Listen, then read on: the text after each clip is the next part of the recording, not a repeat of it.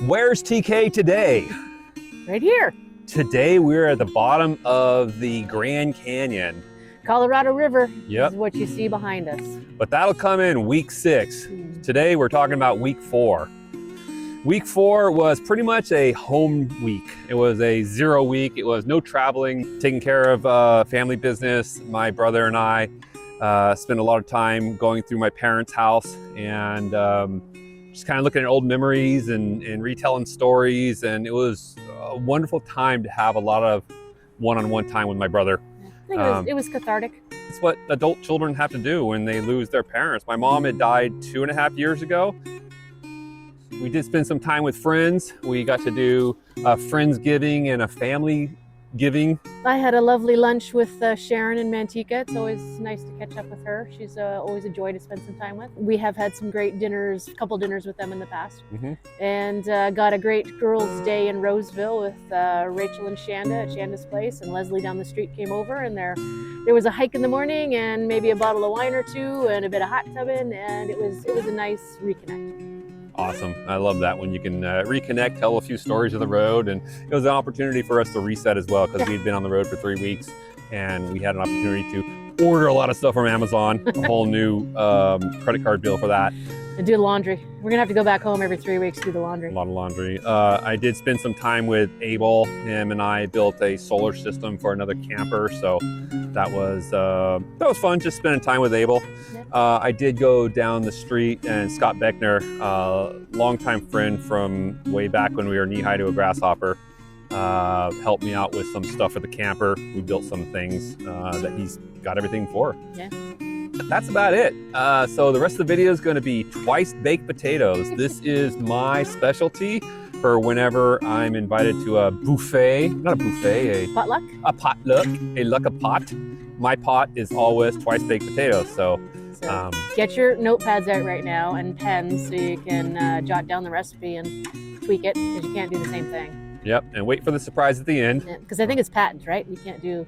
Correct. You can make it for yourself, but if you make it for profit for anybody else, I own your ass, and I will come after you with all of my lawyers. Code Nelson. That's for Dave Code. Okay. All right. Anyway, that's it for now. Happy trails. See you out there. Key to flavor is salt. Salt and fat. And we get our fat from bacon and cheese products. Don't forget to give your potatoes a good hand job. And then stab them with the shank you've gotten out of the kitchen drawer.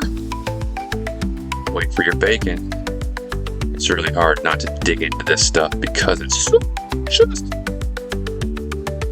Wait till it's crispy. Fucker. The fire alarm will usually tell you when the bacon's ready. It's always been my mom's go-to timer for bacon and all things cooking. The fire alarm.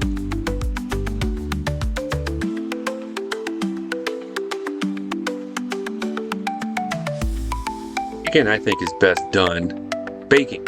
I mean, it's got baking right in the name. Bacon, bake, bacon. Nobody ever said fried con. Anyway, don't forget to dip your potatoes in bacon fat for a nice crispy edge when they go through the process. All right. Now we do the magic. Twice baked potatoes. This is the part that takes the most. I actually searched around quite a bit for a food processor at my parents' house, but there was none, so yeah, that I couldn't find it. So hand jobbing the bacon is what it takes. So here we go with the twice baked potatoes. The bigger the potato, the easier it is, because you don't have to do a bunch of little potatoes. And I think that's easier. This is probably the second worst part of the whole job, scraping out all the potato meat. But if you speed it up and just show the fun parts, it's quite easy to get done. A good spoon will really come in handy here. Like I said, the bigger the potato, the less potatoes you have to do.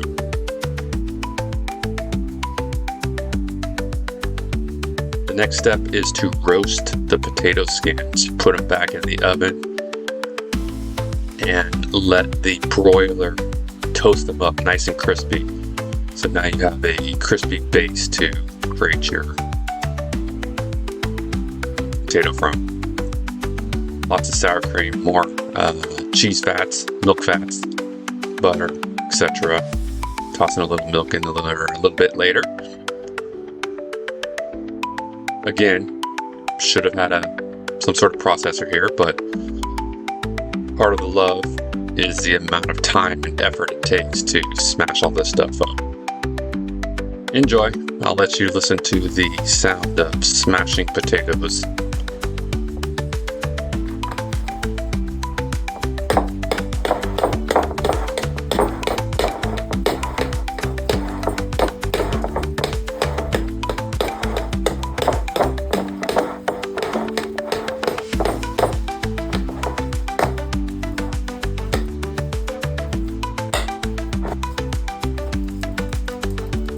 Don't forget your seasonings. I usually just use salt and pepper. I'm a big fan of pepper, not so much salt. Black olives do add a pretty color to it.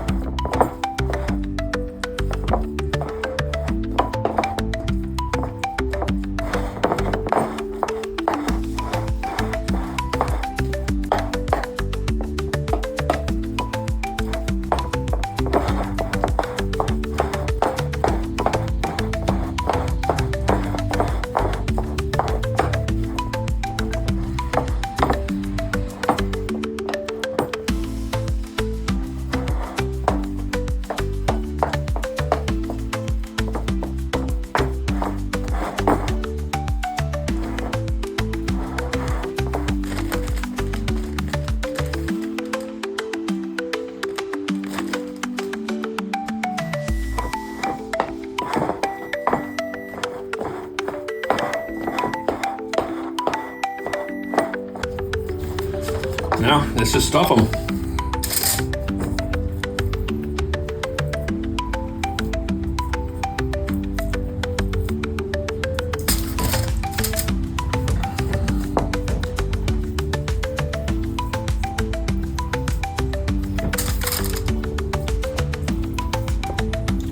Oh, the magic of editing. Look how quick this goes.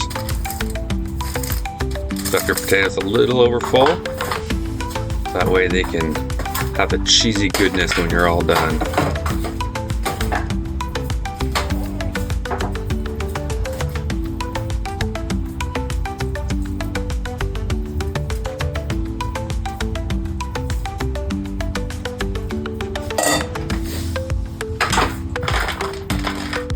Did I say cheese? Oh yeah, cheese. Lots of cheese. Normally I use like a white-yellow combination just to create some funness, but yellow's fine too. Specific flavor, yellow.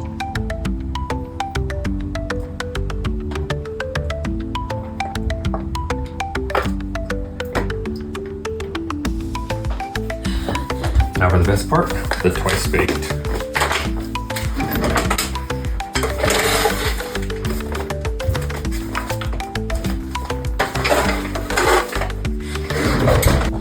Okay, now for the final.